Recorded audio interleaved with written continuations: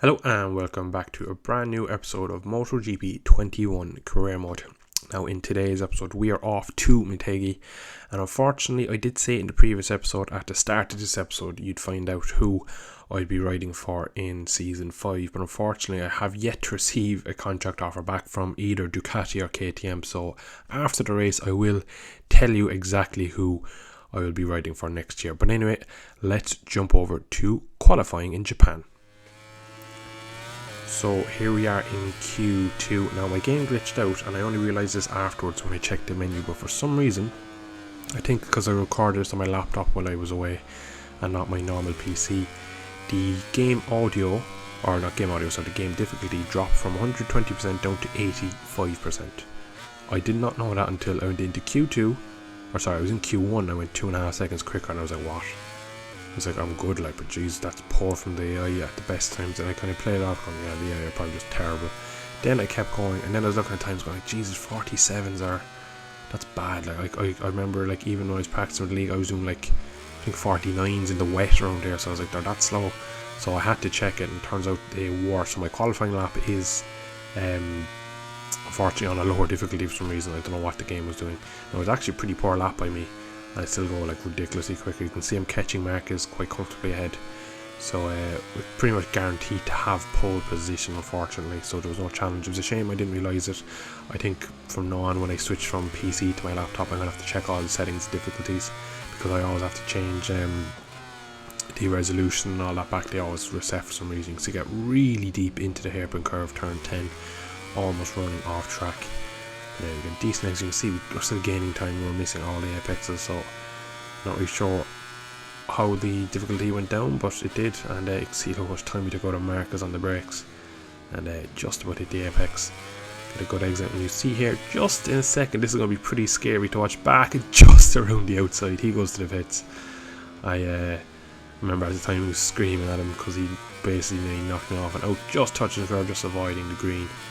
Up to the line, it's a 44.6. So here we are for the race, and of course we're on pole. I decided to go medium, primarily for the fact I think they were recommending a soft front. You'll probably see here, no I don't actually show it, but they recommended a soft front and a medium rear. A lot of soft rear you'll see, Bagnaia on a soft rear. Geez, most of the field are on a soft rear actually, if you look at it. I just realised that now watching the back. But I went for medium. I didn't believe it would work. But yeah, I just wanted, again, Fabio is in the middle of the second row. You can just see him there over Zarco's shoulder. Ducatis are all over me.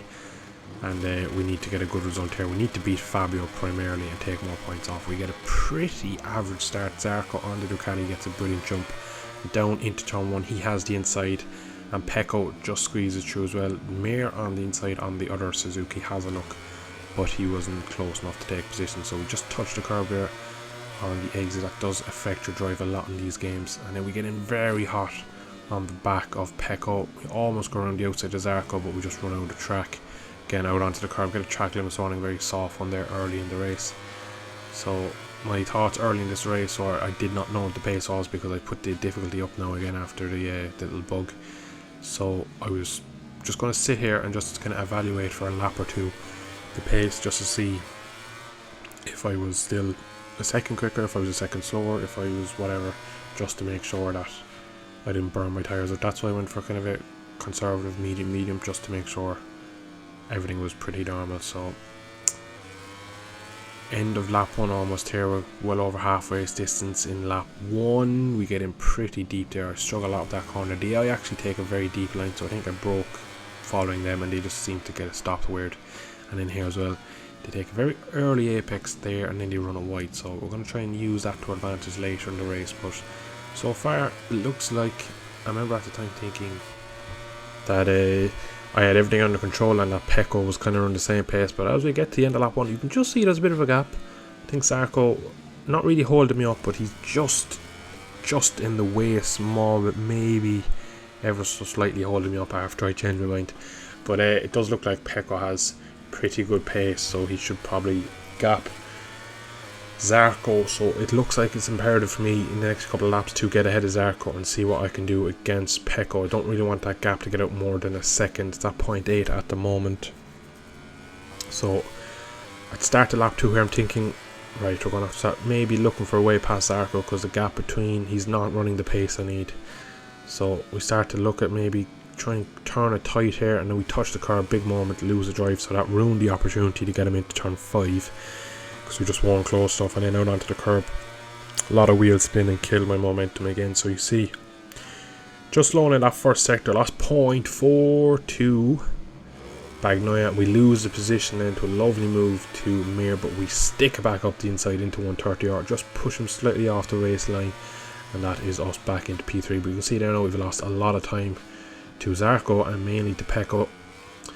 I don't believe Zarco's pace is anything to worry about, but I do think Pecco can escape if he is let free at the front. Zarco running it massively wide there, so we cut it back and we have a look maybe into hairpin curve, but again they break so early on the inside. And I end up trying it around the outside, but then he just parks it on the apex, and of course that Ducati just runs away from us down the straight. And we try and stay with him in slipstream. And then again we go to the outside for the brakes, but again he just moves over, takes the line away from me, and I have really nowhere to go. I got really close to his back wheel, and now we can see Pecco is just about a second ahead of us. We get a second track limit warning, absolutely nothing wrong with that. I really hate the way I literally touched the outside white line. There's no advantage gained there. I don't know why that was warning, but yeah.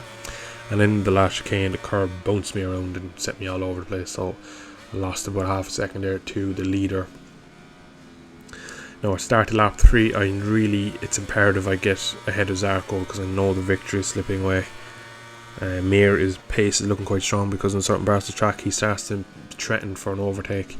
But again here, just not close enough to get a move done into 5, which is one of the better braking zones you'd want to be making a pass on. That Ducati is just super quick out of the corner. You can see when we don't have anyone in front of us, look how much later we can brake then. Zarco and close right onto the back of him.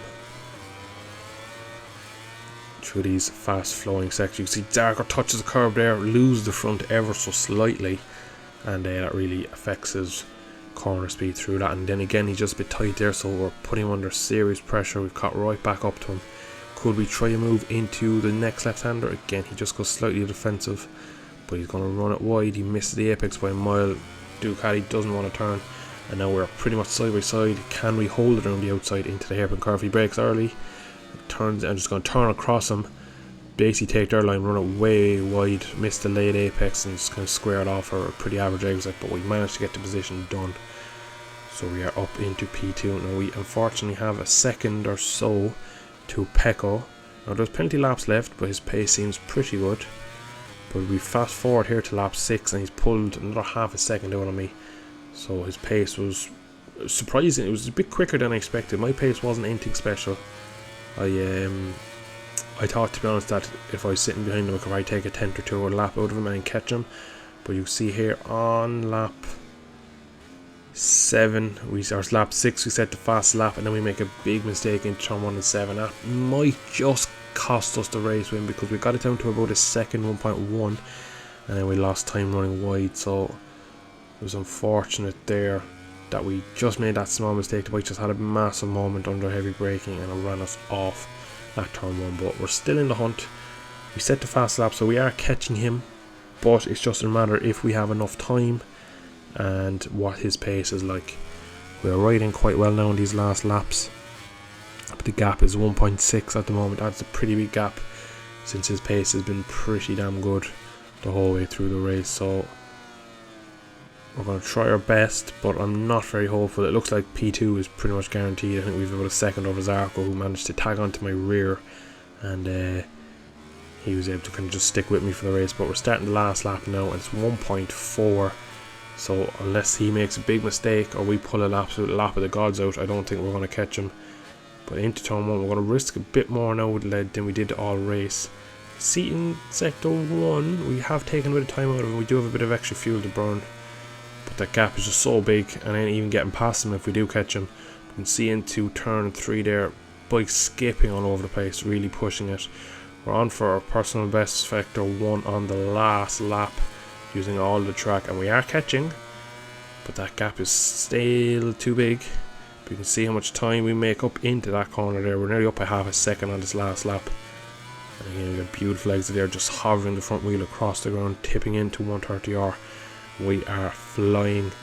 We are at 1 with the Suzuki at the moment, but we just turned in a bit too early there. We got a bit of a bobble on the change of direction from 130R into turn 7, and that catches us maybe 2/10, which just puts us a bit too far back. And then in here again, we're just pushing again just a bit wide. We're going to get a late apex in the V corner, turn 9, but we're just pushing so hard now. We are making the occasional mistake, and then in here we brake so late wide, but we're going to get a good exit, but it's going to take an absolute dive bomb to get him from back here. I'm thinking maybe the last chicane, if I can do an old Marcus divey move on him, but we're not close enough. Again, we take serious amount of time out of him on the brakes, but we run it deep into the 90-degree corner, and it's down to 0.4, 0.3. Again, through here, we're just not close enough to stick it up the inside us. We can't, unfortunately. We get so close, and we're up by 0.7 coming out of the last corner, and it's going to be an absolute obliteration of the fastest lap, but unfortunately wasn't enough for the victory. Set a 43.0 on that last lap, which is or 43.1, but that is pretty good going on that Suzuki to get a lap time that quick. But yeah, that was a good race again. Now Fabio down in 5th, we're in 2nd, so big points overhaul on him. Pecco is in 3rd, he's behind us in the championship. We're up to 2nd, he into 1st now. We're 7 points clear of Fabio, so with a handful of races left, we take the lead once again, so it is looking quite promising for us and the Suzuki. We stay 5th in the teams, and we have a 10 points lead over Ducati in the constructors. So on all fronts, we're doing quite well at the moment. Back on the box, 2nd step today, unfortunately not the win, but doing just about enough to maybe sneak a chance at this championship.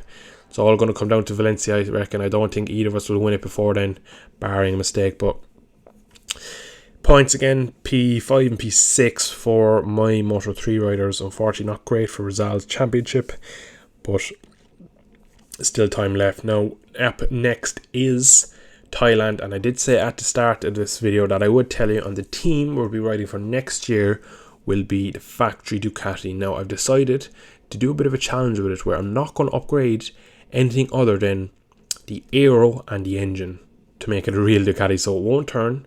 It probably won't be the best. Well, even though they have the best electronics, I'm going to leave the electronics to last. It'll have the best aero, and it will also have the best engine. So look forward to that. We should get a contract back from them by the end of the next episode, hopefully after Thailand. So thank you all for watching. If you did enjoy today's video, if you could drop a like below, subscribe to see more of the series, and I should see you all in the next episode. Thanks for watching. Bye bye.